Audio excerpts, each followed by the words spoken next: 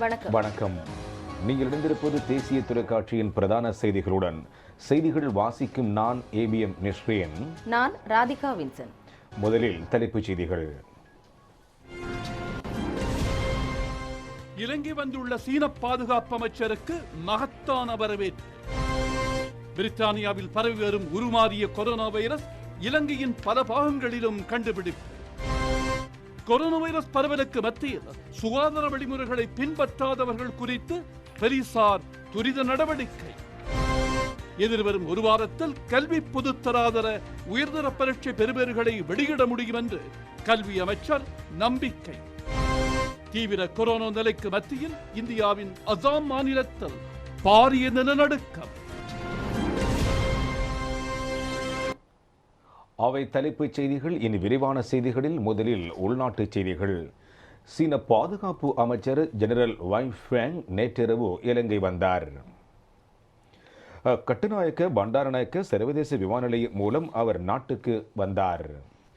இலங்கைக்கும் சீனாவுக்கும் இடையில் காணப்படும் நட்புறவை மேலும் வலுப்படுத்துவது இவரின் இந்த விஜயத்தின் நோக்கமாகும். சீன பாதுகாப்பு அமைச்சர் ஜெனரல் வாங் ஃபெங் ஜனாதிபதி மற்றும் பிரதமரை இன்று சந்தித்தார். இதன்போது பிராந்தியத்தின் பாதுகாப்பு ஒத்துழைப்பு மேலும் உயர்த்துவது தொடர்பில் கூடுதல் கவனம் செலுத்தப்பட்டதாக தெரிவிக்கப்படுகின்றது. சீன பாதுகாப்பு அமைச்சின் விஜயம் சுகாதார பிரிவின் வழிமுறைக்கு அமைய இடம்பெறுகின்றமை குறிப்பிடத்தக்கது. பிரித்தானியாவில் பரவி வரும் B.1.1.7 உருமாறிய கொரோனா வைரஸ் இலங்கையின் பல பிரதேசங்களில் அடையாளம் காணப்பட்ட தொற்றாளர்களிடம் கண்டுபிடிக்கப்பட்டுள்ளதாக ஸ்ரீ ஜெயவர்தனபுர பல்கலைக்கழக நோய் எதிர்ப்பு விஞ்ஞானம் மற்றும் மரபணு விஞ்ஞான நிறுவனத்தின் பணிப்பாளர் வைத்தியர் சந்திம ஜீவந்திர தெரிவித்துள்ளார். கொழும்பு, வரலஸ்கமோ மற்றும் குருநாகல் உள்ளிட்ட பிரதேசங்களில் குறித்த தொற்றாளர்கள் அடையாளம் காணப்பட்டுள்ளதாக அவர் தெரிவித்துள்ளார்.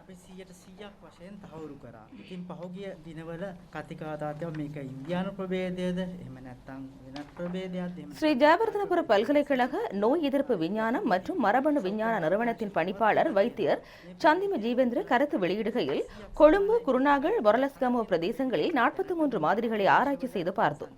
எமது ஆராய்ச்சியின் முடிவாக குறித்த வைரஸானது இங்கிலாந்திலிருந்து பரவிய உருமாற்றம் பெற்ற B.1.1.7 வைரஸ் என்று உறுதிப்படுத்தப்பட்டுள்ளது. கடந்த காலங்களில் இது இந்தியாவிலிருந்து பரப்பப்பட்டதா அல்லது வேறு நாடுகளில் இருந்து பரப்பப்பட்டதா என்று கருத்து வேறுபாடுகள் நிலவியது. ஆனால் இப்போது இது இங்கிலாந்தில் இருந்துதான் பரவியிருக்கிறது என்ற விடயம் உறுதிப்படுத்தப்பட்டுள்ளது. தற்போது இந்த பிரதேசத்தில் பரவிக் கொண்டிருக்கும் வைரஸானது இங்கிலாந்திலிருந்து உருமாறிய வைரஸ் என்பதை சுகாதார திணைக்களம் உறுதிப்படுத்தியுள்ளது. கடந்த காலங்களில் இலங்கையில் உருமாறிய B.1411 என்ற கொரோனா வைரஸ் தொற்றாளர்களை தனிமைப்படுத்தல் நிலையங்களிலிருந்து அதிக அளவில் நாம் அடையாளம் கண்டோம். ஆனால் தற்போது அடையாளம் காணப்படுகின்ற அதிக அளவான நோயாளிகள் இங்கிலாந்து நாட்டில் இருந்து பரவிய உருமாறிய கொரோனா வைரஸ் தொற்றுக்கு உள்ளானவர்களாக இருக்கின்றனர். நாட்டின் பல பாகங்களில் இருந்தும் கிடைக்கப்பெறும் மாதிரிகளை நாம் ஆராய்ச்சி செய்து கொண்டிருக்கிறோம். தற்போது பரவிக் கொண்டிருக்கும் இந்த வைரஸானது மிகவும் ஆபத்து கூடியது. மரணத்தை ஏற்படுத்தக்கூடிய வாய்ப்பு சுமார் 50% அதிகமாக உள்ளது. அதேவேளை இந்த வைரஸ் ஒருவரில் இருந்து மற்றொருவருக்கு பரவும் வாய்ப்பு 55% உள்ளது. எனவே பொதுமக்கள் எதிர்வரும் 2-3 மாதங்களுக்கு மிகுந்த அவதானத்தோடு செயற்பட வேண்டும் என்று தெரிவித்தார்.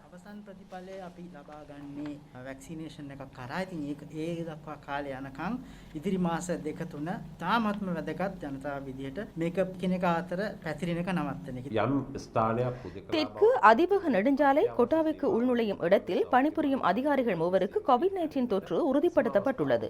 இதன் காரணமாக குறித்த உள்நுழையும் பாதை தற்காலிகமாக மூடப்பட்டுள்ளது. எவ்வாறாயினும் பஸ் வண்டிகள் மற்றும் ஆம்புலன்ஸ் வண்டிகளின் பாவனைக்கு குறித்த கொட்டாவ உள்நுழையும் வீதியால் பிரயாணிக்க அனுமதிக்கப்பட்டிருப்பதோடு தெற்கு அதிவேக நெடுஞ்சாலையை பயன்படுத்தும் ஏனையவர்களுக்கு அத்துருகிரிய மற்றும் ககதுடுவ உள்நுழையும் வீதியை பயன்படுத்த முடியும் என்று வீதி அபிவிருத்தி அதிகார சபை அறிவித்துள்ளது. පොලිස් මුලස්ථානයේ මගින් විශේෂ නියෝගයක් ප්‍රාදේශීය පොලිස් ස්ථානාධිපතිවරුන් වෙත ලබා දුන්නා. යම් පොලිස් නිලධාරියෙක් ස්ථිර හෝ තාවකාලික පදිංචිය හුදකලා කරපු ප්‍රදේශයක වේ නම් එම පොලිස් නිලධාරීන් රාජකාරියට පැමිණීම අනවශ්‍ය බව, ඔවුන් අදාළ කාලය සම්පූර්ණ වන තුරු සෞඛ්‍ය බලධාරීන් එම ප්‍රදේශයේ හුදකලා බව ඉවත් කරන තුරු එම ප්‍රදේශයේම තම නිවසට තමා පදිංචිව සිටින පරිශ්‍රයට වී රැඳී සිටිය යුතුයි. அவிசாவளி நகரில் வியாபாரிகள் மற்றும் வர்த்தக நிலையங்களில் பணிபுரியும் 19 பேருக்கு COVID-19 தொற்று உறுதிப்படுத்தப்பட்டுள்ளது. இதன் காரணமாக அவிசாவளை மற்றும் புவாக்பெட்டிய பிரதேசங்களில் அமைந்துள்ள சத்தோச வர்த்தக நிலையங்கள் மற்றும் ஜவுளி கடைகள் உள்ளிட்ட பல வர்த்தக நிலையங்களும் தற்காலிகமாக மூடப்பட்டுள்ளன.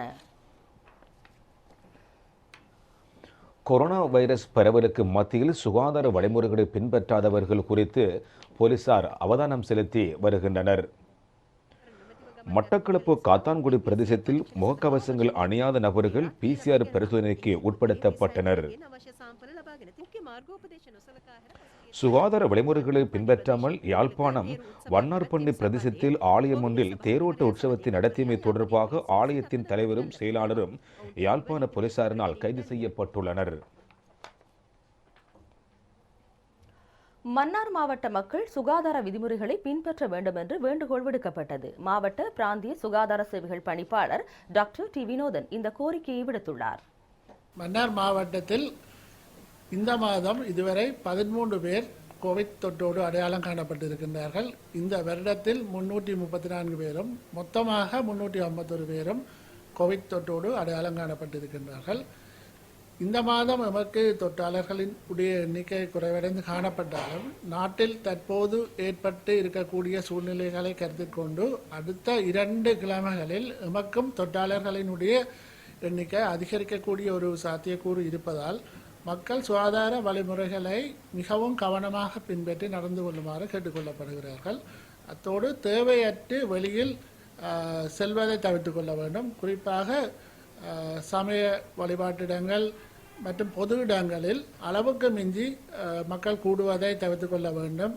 இதற்குரிய வழிகாட்டிகளில் குறிப்பிடப்பட்டிருக்கின்ற அளவுகளில் மாத்திரமே மக்கள் வந்து அந்த இடங்களில் கூட வேண்டும். இது அனைவரதும் பொறுப்பாகும். சாய்ந்தமருதில் சுகாதாரத்துறையினர் பொதுமக்களுக்கு சுகாதார வழிமுறைகளை பின்பற்றுவதன் முக்கியத்துவம் குறித்து விளக்கம் அளித்துள்ளனர்.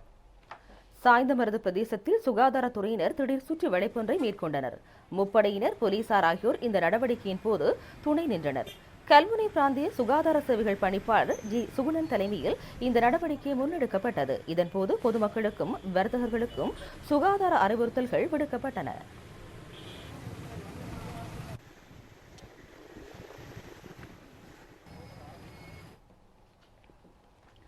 ஆலய வழிபாடுகளின் போது சுகாதார தரப்பினரால் அறிமுகப்படுத்தப்பட்டுள்ள வழிமுறைகள் பின்பற்றப்பட வேண்டும் என பிரதமரின் இந்து சமய விவகார இணைப்பாளர் ராமச்சந்திர குருக்கள் பாபு சர்மா தெரிவித்துள்ளார். எமக்கு வழங்கிய பிரத்யோக செவியின் போதே அவர் இதனை குறிப்பிட்டார். தற்பொழுது திடீரென அசாதாரணமாக கோவிட் வைரஸ் நுண்கிருமி பரவி வருகின்றது.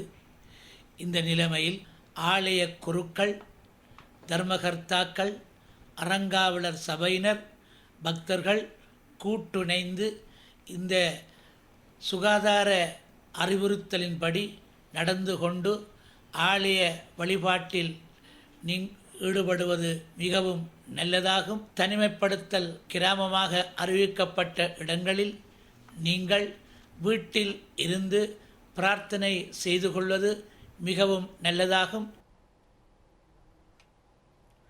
மட்டக்களப்பு நகரில் கடமை புரியும் வங்கி உத்தியோகத்தர்களுக்கும் போலீஸ் உத்தியோகத்தர்களுக்கும் ஆன்டிஜென் பரிசோதனைகள் நடத்தப்பட்டுள்ளன.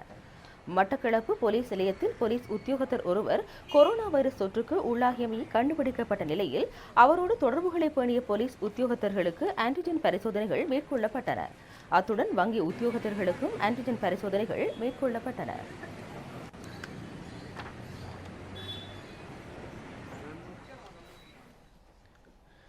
இன்றைய தினம் நாட்டின் பல பகுதிகளிலும் போலீசார் கோவிட்-19 சுகாதார வழிமுறைகளை பின்பற்றாதவர்களை தேடி நடவடிக்கைகளை முன்னெடுத்தனர்.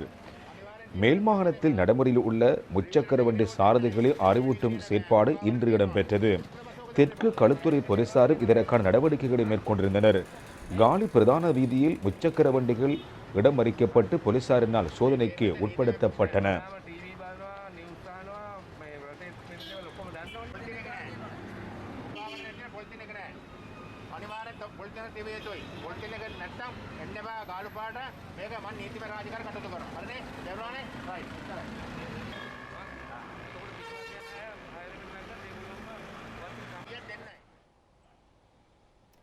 ஓட்டமாவடி சுகாதார வைத்திய அதிகாரி பிரிவில் PCR பரிசோதனைகள் மேற்கொள்ளப்பட்டுள்ளன. சுகாதார வைத்திய அதிகாரி டாக்டர் MHM தாரிக்கின் மேற்பார்வையின் கீழ் இந்த PCR பரிசோதனைகள் மேற்கொள்ளப்பட்டன. ஓட்டமாவடி சுகாதார வைத்திய அதிகாரி பிரிவில் 2 கொரோனா வைரஸ் தொற்றாளர்கள் இனம் காணப்பட்ட நிலையில் இந்த PCR பரிசோதனைகள் இடம்பெற்றுள்ளன.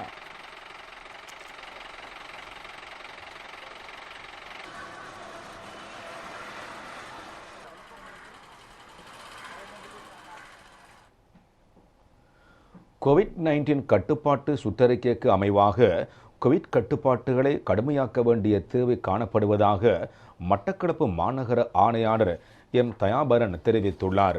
ஊடகங்களுக்கு கருத்து வெளியிடும் போது அவர் இதனை குறிப்பிட்டார். கோவிட் தடுப்பு சம்பந்தமாக கடுமையான கட்டுப்பாடுகளை நாங்கள் விதிக்க வேண்டிய தேவை ஏற்பட்டிருக்கின்றது. எங்களுடைய மட்டக்களப்பு மாநகர சபை பிரிவில் பார்க்கின்ற பொழுது எங்களுடைய வர்த்தக நிலையங்களிலும் பொது இடங்களிலும் கூடுகின்ற பொதுமக்கள் சமூக இடைவெளியை பின்பற்றாமல் கூட்டம் கூட்டமாக நிற்பதை என்னால் அவதானிக்கக்கூடியதாக இருந்தது.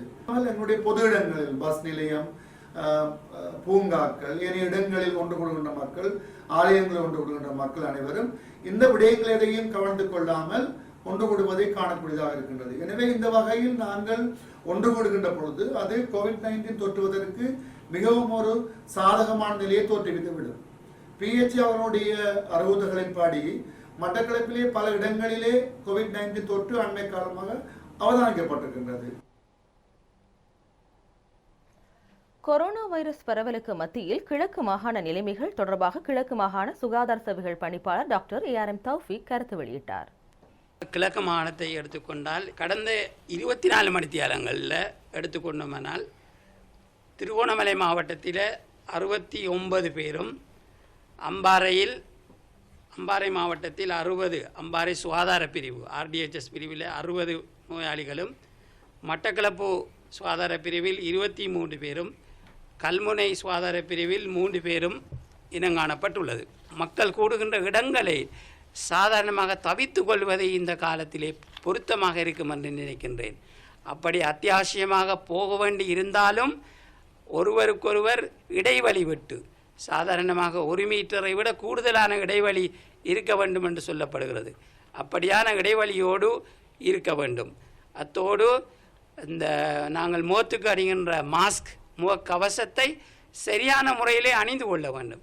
மற்றவர்களுக்காக நாங்கள் அணிவது போல காட்டிக்கொள்ளாமல் எங்களுடைய சுகாதார தற்பாதுகாப்புக்காக நாங்கள் அணிகின்றோம் என்ற எண்ணம் எங்களுடைய உள்ளத்திலே வர வேண்டும். மட்டக்களப்பு மாவட்ட கோவிட் செயலணி கூட்டம் இடம்பெற்றுள்ளது. இது தொடர்பாக மாவட்ட அரசாங்க அதிபர் கே கருணாகரன் கருத்து வெளியிட்டார். மட்டக்களப்பு மாவட்ட கோவிட் கட்டுப்படுத்த தொடர்பான செயலணி கூட்டம் அவசரமாக கூடியது. சுற்றுநிலைக்கு அமைய என்னென்ன நடவடிக்கைகளை மட்டக்களப்பு மாவட்டத்தில் எடுக்க வேண்டும் என்பது பற்றிய தெளிவான விளக்கங்கள் வழங்கப்பட்டது. பொதுமக்கள் கூடும் இடங்களிலே எவ்வாறு கட்டுப்படுத்துவது, வர்த்தக நிலையங்களில் எவ்வாறு இந்த சர்க்குலரை நடைமுறைப்படுத்துவது போன்ற விடயங்கள், பல்வேறு விடயங்கள் ஆராயப்பட்டது. செய்திகள் தொடர்கின்றன.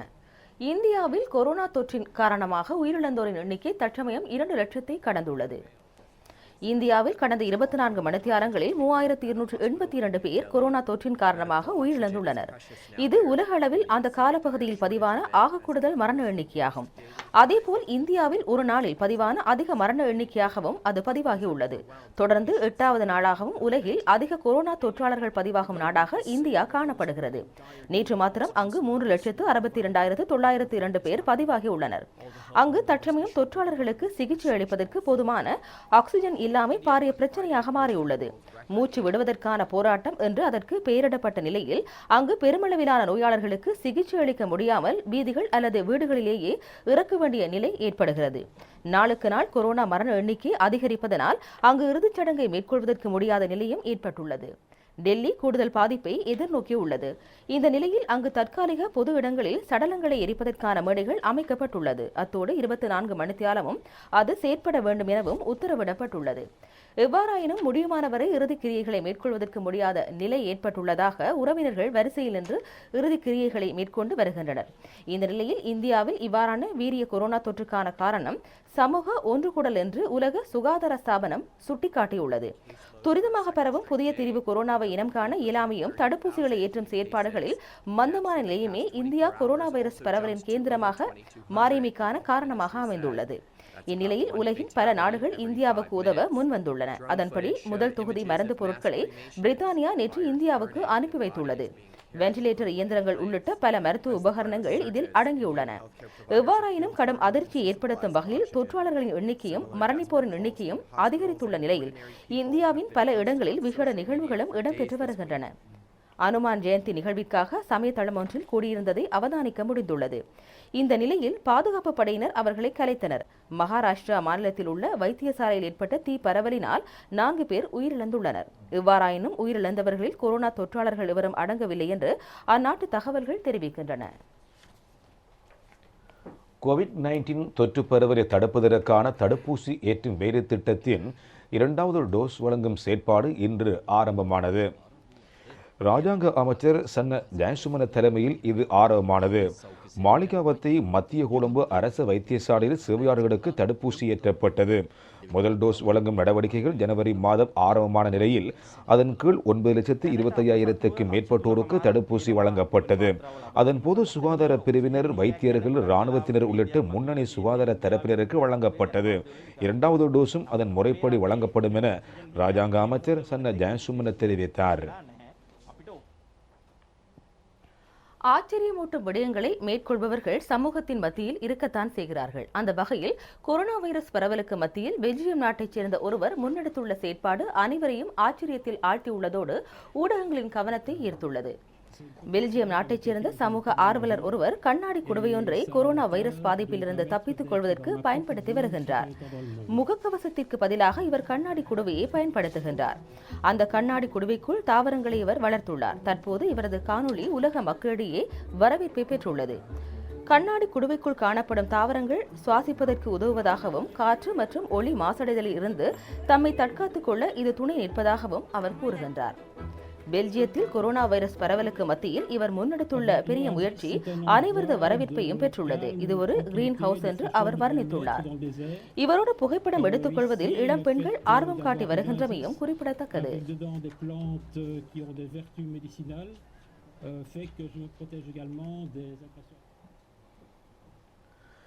நேபாளத்தில் கொரோனா வைரஸ் தொற்றாளர்கள் அதிக அளவில் இனங்காணப்பட்டுள்ளனர்.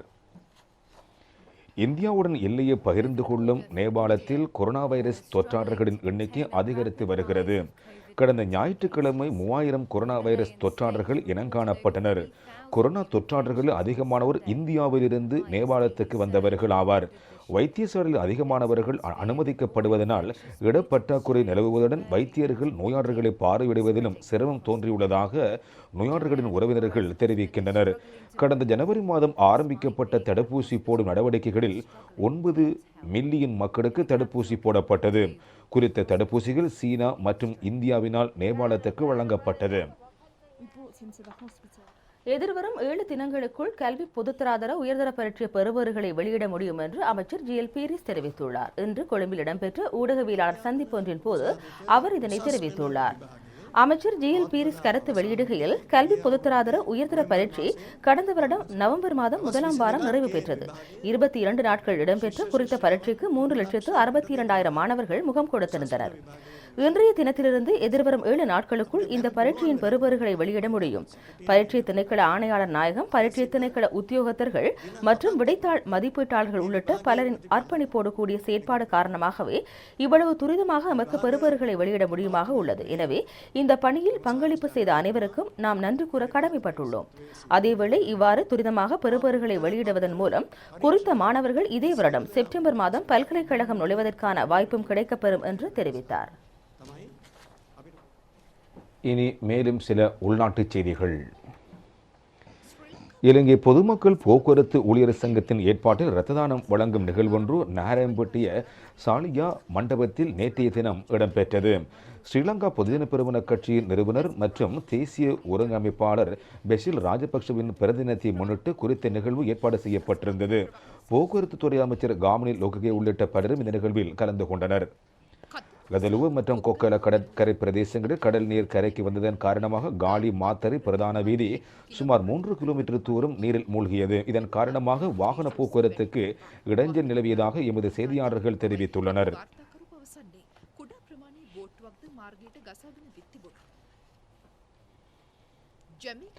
நாரைபெட்டியைச் சேர்ந்த ஒருவருக்கு ஜமைக்கா நாட்டிலிருந்து கொரியர் மூலம் அனுப்பி வைக்கப்பட்டிருந்த போதைப் பொருள் அடங்கிய பொதி ஒன்று இலங்கை சுங்கத் திணைக்களத்தினால் கைப்பற்றப்பட்டுள்ளது.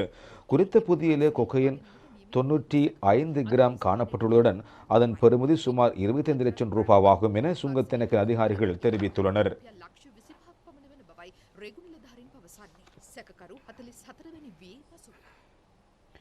களுவாங்கட பிரதேசத்தில் இருந்து அபிசாவளை வரை ECKS பண பரிமாற்ற முறையை பயன்படுத்தி ஹெரோயின் விநியோகித்துக் கொண்டிருந்த சந்தேக நபர்கள் 3 குஸ்கம போலீசாரினால் கைது செய்யப்பட்டனர். இதன் போது போதைப் பொருட்களை விநியோகிப்பதற்கு அவர்களினால் பயன்படுத்தப்பட்ட மோட்டார் வாகனம் மற்றும் அவர்களிடம் கைவசம் இருந்த 12 கிராம் ஹெரோயினும் போலீசாரினால் கைப்பற்றப்பட்டது. சந்தேக நபர்கள் இன்று நீதிமன்றத்தில் ஆஜர் செய்யப்பட்டுள்ளனர்.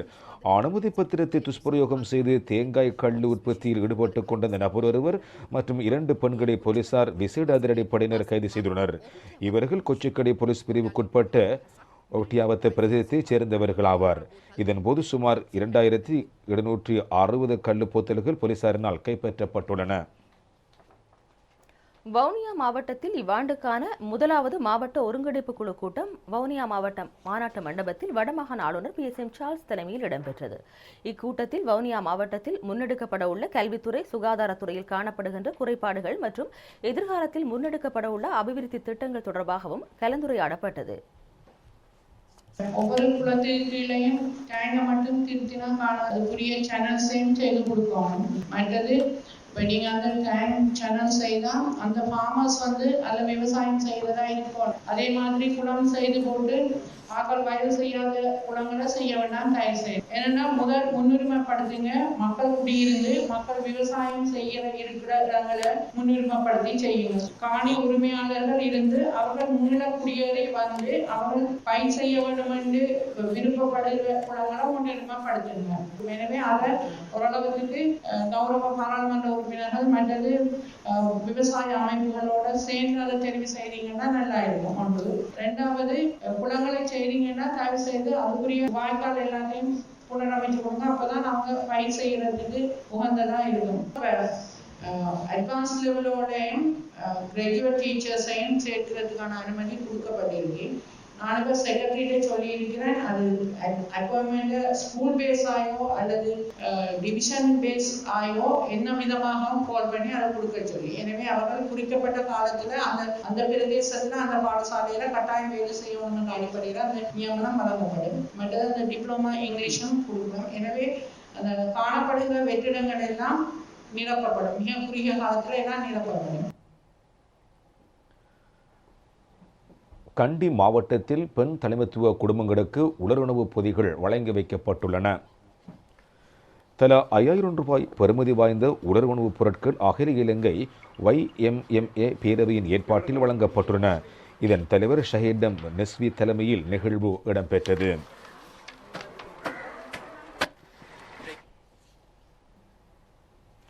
செய்திகளின் நிறைவாக சாராம்சம். இலங்கை வந்துள்ள சீன பாதுகாப்பு அமைச்சருக்கு மகத்தான வரவேற்பு. பிரித்தானியாவில் பரவி வரும் உருமாறிய கொரோனா வைரஸ் இலங்கையின் பல பிரதேசங்களில் கண்டுபிடிப்பு. கொரோனா வைரஸ் பரவலுக்கு மத்தியில் சுகாதார வழிமுறைகளை பின்பற்றாதவர்கள் குறித்து போலீசார் துரித நடவடிக்கை. எதிர்வரும் ஒரு வாரத்தில் கல்வி பொதுத்தராதர உயர்தர பரீட்சை பெறுபவர்களை வெளியிட முடியும் என்று கல்வி அமைச்சர் நம்பிக்கை. தீவிர கொரோனா தொற்றுக்கு மத்தியில் இந்தியாவின் அசாம் மாநிலத்தில் பாரிய நிலநடுக்கம். இத்துடன் தேசிய தொலைக்காட்சியின் பிரதான செய்திகள் நிறைவடைந்தன. வணக்கம்.